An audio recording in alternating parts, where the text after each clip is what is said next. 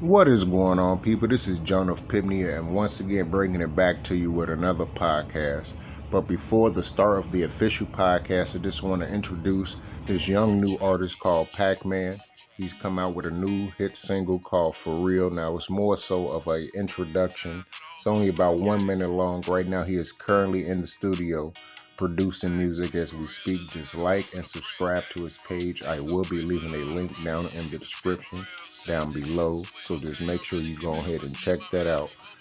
And he will be putting out music constantly, so just go ahead and subscribe to his page, like and share, and just keep that in mind.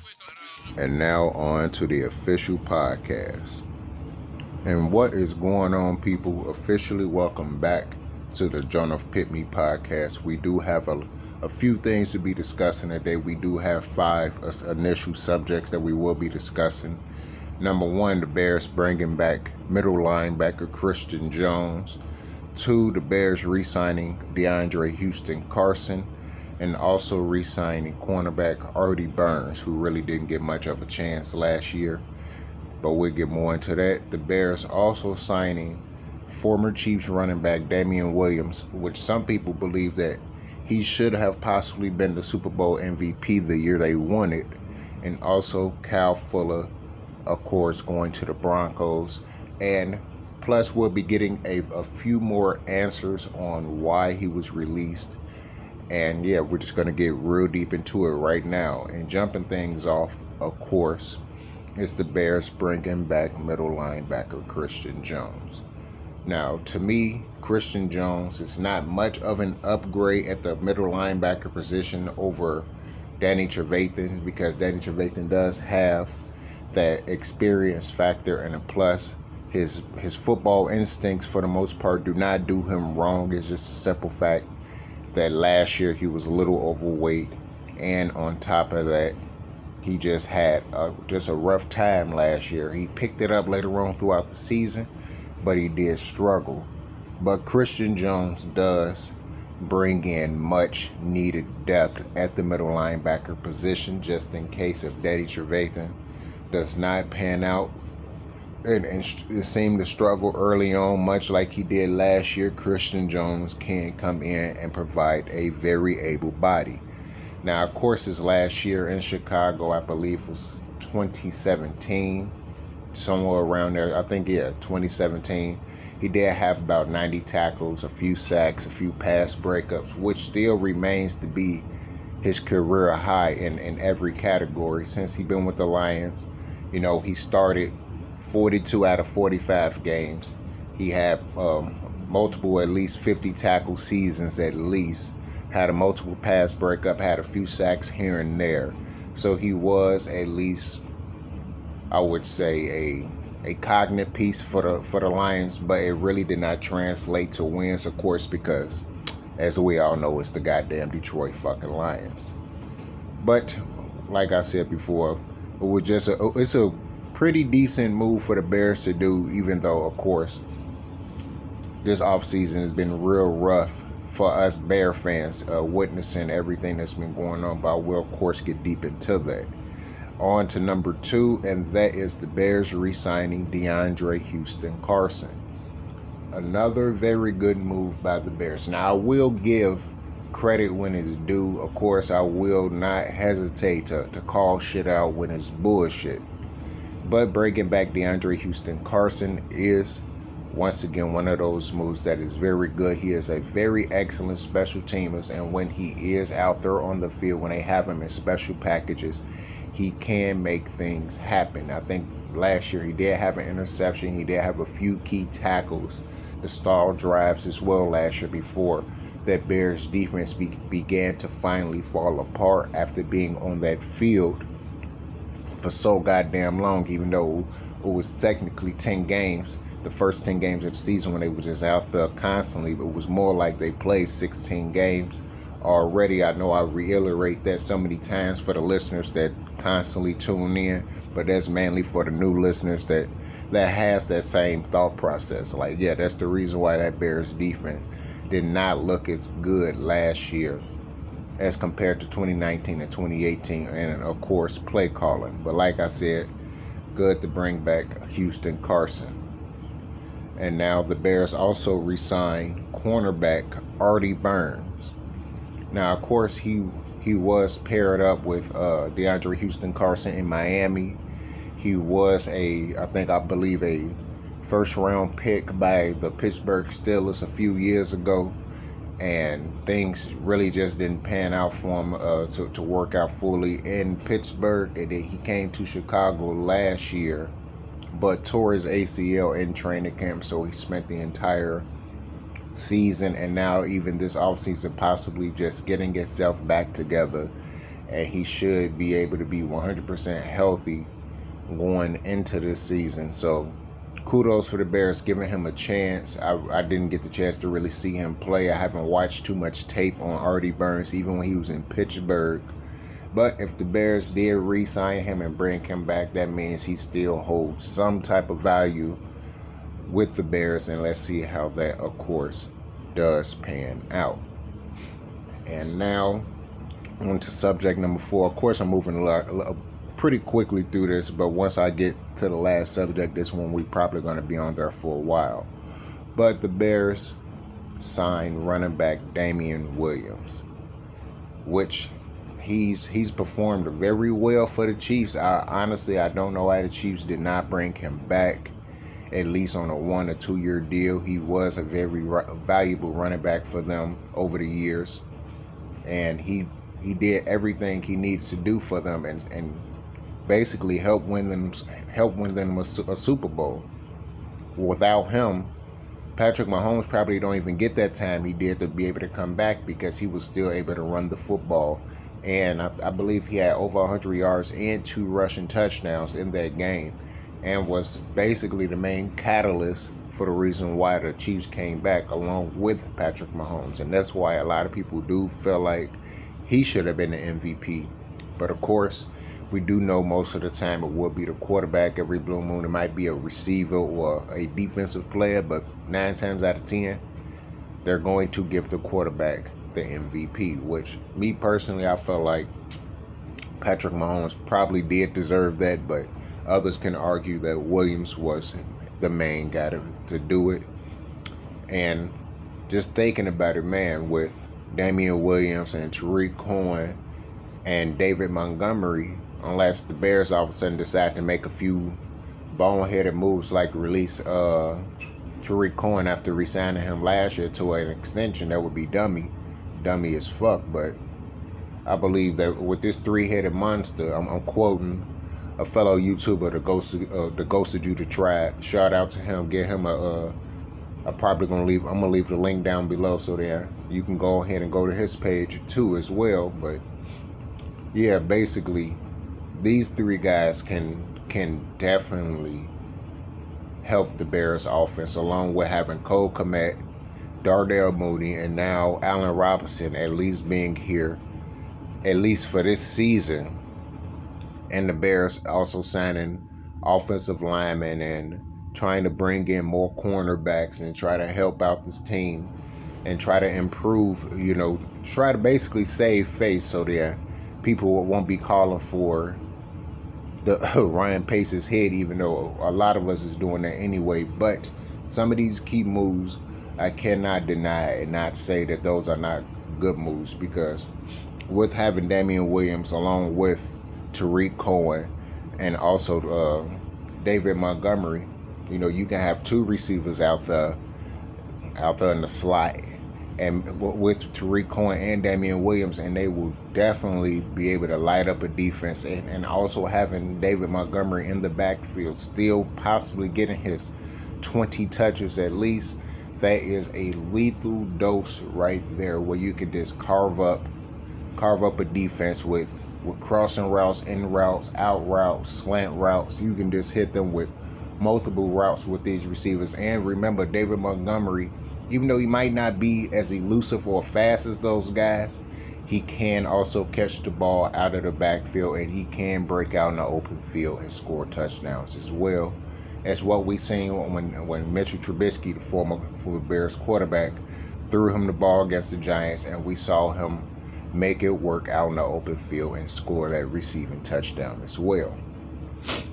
So just like I'm saying, with this key addition of Damian Williams, most likely David Montgomery is going to be the workhorse of the group, and they're going to be able to switch in him and Tariq Cohen with a lot of different packages, or it can just be at one time or a few that all three of them might be in the backfield while running the football, and the other ones just got the linebackers' eyes going everywhere, which can also create excellent passing lanes for Darnell Mooney deep downfield, or hitting Allen Robinson with short routes, or Cole Kmet hitting Cole Kmet downfield when he ran those seam routes. It can be very good for the Bears. Just difference is, of course, we have Andy Dalton, so we really just don't know how in the hell that's going to pan out. I really don't know, and some people say that Andy Dalton is an upgrade over Trubisky, but I'm like, I just don't see it. I really don't see how is he an upgrade over Trubisky when he had overall, arguably a better talented team overall, and that's offensively and possibly defensively, with the Cowboys that he had last year, and he started 9 games. So a lot of people got the chance to see how well Andy Dalton can do on a better team than the Bears, and it really did not translate to wins. I think he was 3-6 in those games, if not 2-7 in the 9 games he started. That it really was not a lot of wins for the Cowboys. It really wasn't. But when you have Amari Cooper, Ezekiel Elliott, one of the best offensive lines in the league, one of the best overall receiving groups in the league, and still does not translate to wins. You still can't do the things that people expect you to do, which is be that quarterback that was in Cincinnati in his earlier years before the team just started falling apart. If you can't have success with a better team overall than the Bears, then come to Chicago, unless possibly Bill Lazor's the main one calling plays, which he made Trubisky look phenomenal, so that can possibly work with Andy Dalton. But if Matt Nagy is calling the plays, then you might as well should have just kept Trubisky if that was the goddamn case. Someone that is younger, more mobile, still have better upside, and to me was still getting better. But it is what it is now. He is in Buffalo, and there's not much more we can do about that. But like I said, man, it's gonna be rough either way, but hopefully things can pan out. And like I said, the Bears have one of the best running backs in the league, and now have one of the best running back groupings in the league. So let's hope that everything just pan out correctly for the Bears. I know it's going to be rough sledding, especially with the Bears having one of the worst schedules in the league. When I say worst, I mean hardest schedules in the league. So let's just see how things going to pan out with the Bears. And of course, I'm just happy that the Bears did make some good offseason moves, because a lot of offseason moves has been very, very questionable. And one of them is releasing Kyle Fuller. And now Kyle Fuller is officially a Denver Bronco, and he is reunited not only with his former defensive coordinator in Vic Fangio, who is now, of course, the head coach of the Denver Broncos, but now he is also united with his brother, Kendall Fuller. So I'm just going to read a quick story, and it was by the Bears Wire podcast, and the person who wrote the story is Alyssa Barberry. So I'm just going to read this out right now. And the story officially starts off saying, Chicago Bears will have a hard time justifying the release of Kyle Fuller. Now, the Bears haven't exactly had an ideal offseason so far. After an attempt to trade for Russell Wilson, it did not fall through, so the Chicago Bears had to settle on signing Andy Dalton, which honestly did not sit well with the Chicago Bear fan base, which of course it didn't, because go from Hall of Fame quarterback to all of a sudden going to a Pro Bowl alternate quarterback that hasn't really done much over the past few years, Yeah, it tends to rub us fans the wrong goddamn way. Now, but things got much worse with the release of the two-time Pro Bowler, Kyle Fuller, which left us fans fuming. While the move was made with the intent to clear up the $11 million in cap space, with Fuller set to make over $20 million in 2021. And many fans do feel like this was a move that honestly did not need to happen. Me personally definitely felt like this was a move that did not need to happen. If Ryan Pace was more competent and spent the money well in the prior offseason, then honestly we wouldn't even be having this conversation about Kyle Fuller. Now, GM Ryan Pace has officially dug himself into a goddamn hole after a few years of contract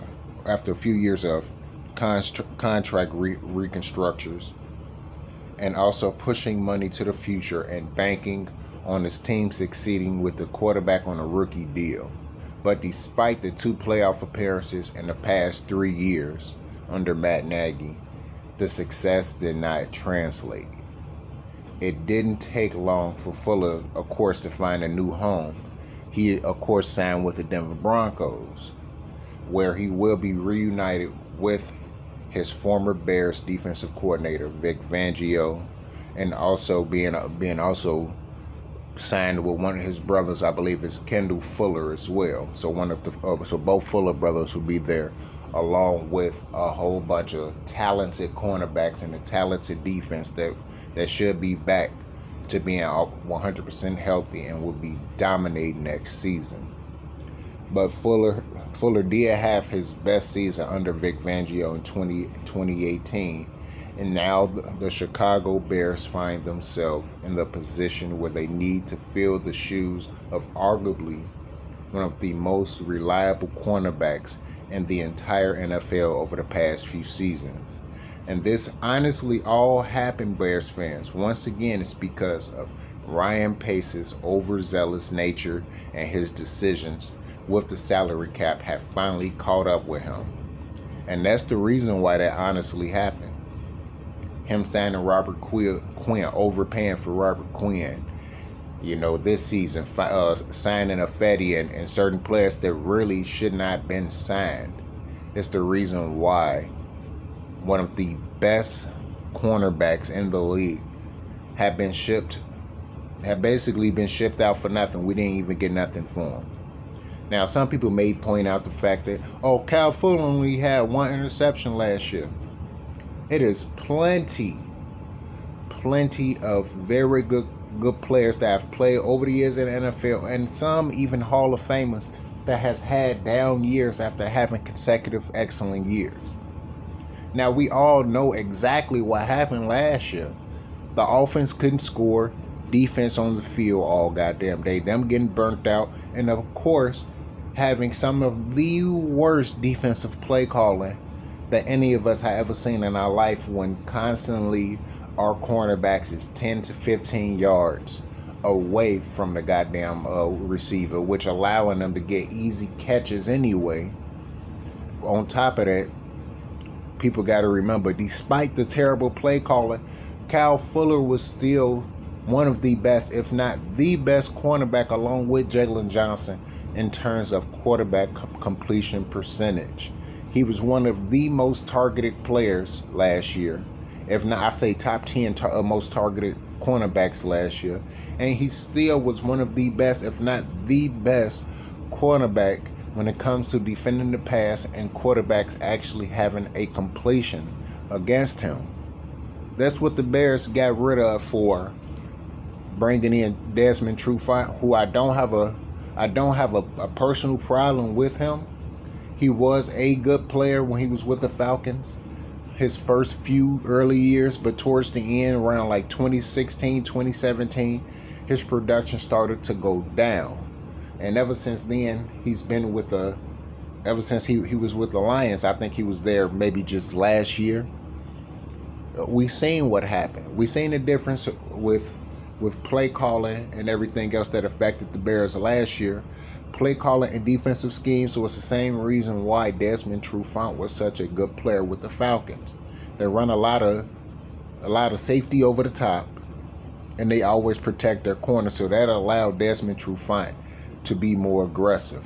Now, when he went to the Lions ran mostly one safety over the top, man-to-man defense, and we saw exactly what happened. The man got tortured last year. He got torched to a point that the man had to turn around and say, "I'm injured," and so then he didn't have to continue to play because he knows that his value was going downhill constantly as he continued to play for the Lions.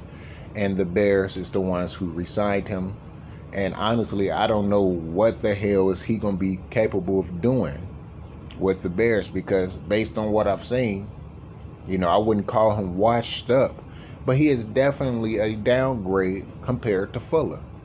Now, he is a lot more physical in terms of, up press coverage a lot more, much like Jalen Johnson.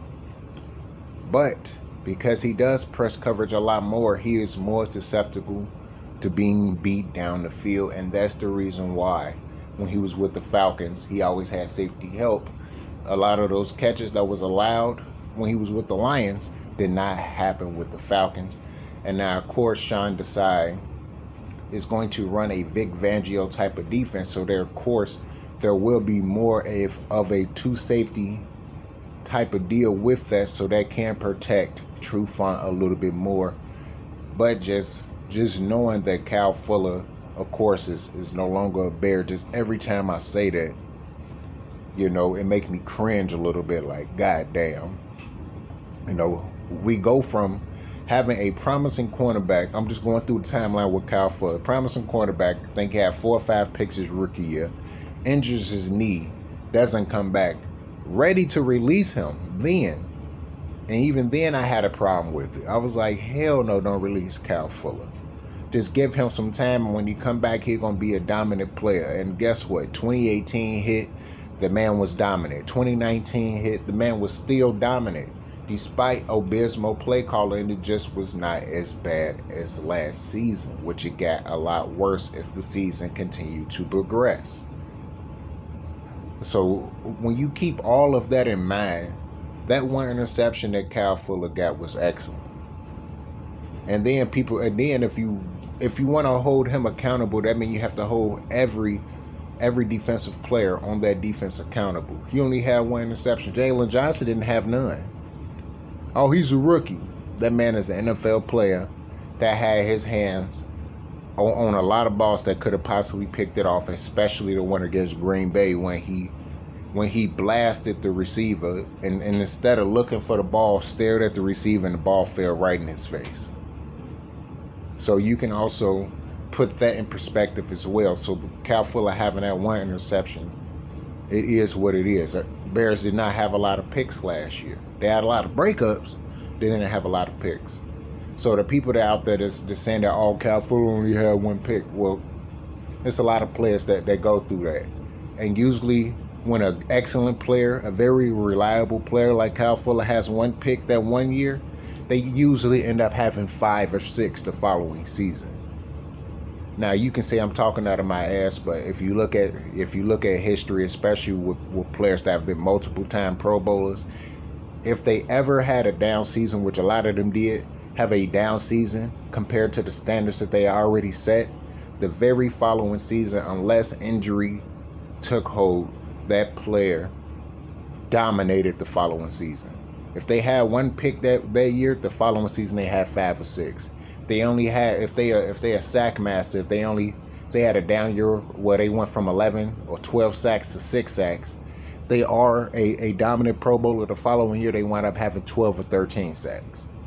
Quarterbacks, if they threw a lot of picks the year before, the following year, if they are a very good quarterback, the interception ratio goes down, the touchdown ratio goes tremendously up. These are things that I'm saying that has happened in the league. This is not just me talking out of my ass. So that's what I'm saying. Kyle Fuller is one of those guys that is definitely going to do it. And him being in Denver, along with one of the best defensive minds in the league, if not the best defensive mind, that is left in the league. He's gonna ball out. There is no way he's not gonna start. He's there with his brother, and he's with Bryce Callahan, and he's with a excellent front seven, and also got an excellent, back four. You know, him, most likely his brother, if not some other people gonna start. Then you have the strong safety and free safety. So yeah, this is going to be excellent for him and bad for us. Now, of course, we still do have Jalen Johnson, true front. We do have, you know, Eddie Jackson. I don't even know if they bringing back Gibson. I haven't heard anything on him yet, but they did re-sign a lot of other defensive backs, corners, safeties as well. So the Bears do have a lot of key additions. It's just that losing key players like that can drastically alter your team, especially your defense when you have a player like Kyle Fuller that's gone. Now, of course, the rumors with Akeem Hicks has died down, but after what the Bears have been doing this offseason, flip-flopping, having our emotions go up and down, that I'm still looking at it as that's still something that can possibly happen. Point blank period. That is still something that can happen and have us just flustered, because they did bring in that D tackle from the Cardinals, Blackson, and they could just have him like, hey, we can have him replace Akeem Hicks, because they also gonna have another excuse as, oh, we're just trying to save cap space, but honestly, you just don't want to pay him. And that's basically what happened with Kyle Fuller. On top of that, like I said before, the overzealous decisions by Ryan Pace that put us in this position in the first place by signing all of those big-ass lucrative contracts for the players and not thinking about the following offseason when you have shit happening. So all I just want to say is, good luck, Kyle Fuller. We appreciated you in Chicago. And kudos to you, man. I hope you have a lot of success in the league. But it is what it is, people. But I'm just going to end this podcast right now. And we'll be back next week with another weekly podcast. And also check out the Main Event podcast, along with me, JONETH PIPTNE, and of course, my co-host, Kofi O'Hemming from KO Sports Talk. I also will be leaving a additional link down in the description, so you can also check that out as well. Of course, I'm working out the kinks with live streaming, so hopefully I can get that together, so then the next live stream podcast could come out a lot better, instead of the first 11 minutes being shit, and then the next 40 minutes being exactly what the hell I wanted it to be. Me and Kofi as well. So, all right, people. Peace out and go Bears.